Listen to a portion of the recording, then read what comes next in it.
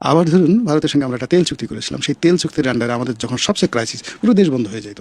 দুটো দফাতে ভারত সেই পাইপলাইন, যে পাইপলাইন শেখ হাসিনার জামানাতে করা হয়েছে, সেই পাইপলাইন দিয়ে যদি সেই 2 দিনের মধ্যে 24 ঘন্টার মধ্যে যেভাবে ডিজেল আসছে, ওইভাবে যদি ডিজেল না আসতো, পুরো বাংলাদেশ তার সাহেবের পক্ষে চালানো সম্ভব ছিল না। এই কাজগুলো তো শেখ হাসিনা করে গিয়েছে, এগুলো তো এখন মূল্যায়ন হচ্ছে। মানুষ তো এত বোকা না, মানুষ এখন এই জিনিসগুলো বুঝছে। বোঝার ফলে হল কি, যে আগে যেভাবে শেখ হাসিনা ক্ষমতা ছিল, আমরা কন্টিনিউয়াসলি বিতর্ক করতাম, দেশ বিক্রি করে দিয়েছে, শেষ করে দিয়েছে, এটা খুব খারাপ।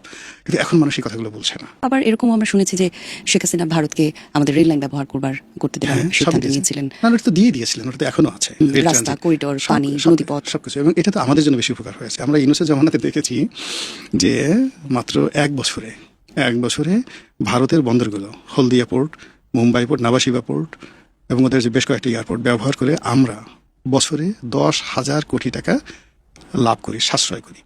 এবং যেটা ইউনুস জামানাতে বন্ধ করে দেওয়ার কারণে আমাদের পুরো এক্সপোর্ট মার্কেটের উপর অতিরিক্ত 10,000 কোটি টাকা চাপ পড়েছে।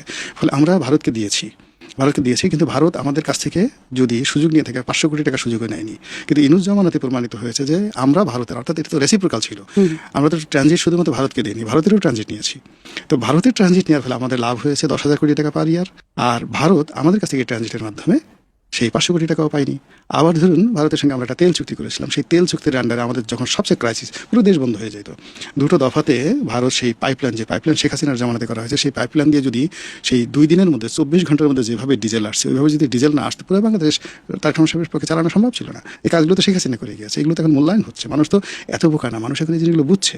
বোঝার ফলে হল কি, যে আগে যেভাবে শেখ হাসিনা ক্ষমতা ছিল, আমরা কন্টিনিউয়াসলি বিতর্ক করতাম, দেশ বিক্রি করে দিয়েছে, শেষ করে দিয়েছে, এটা খুব খারাপ।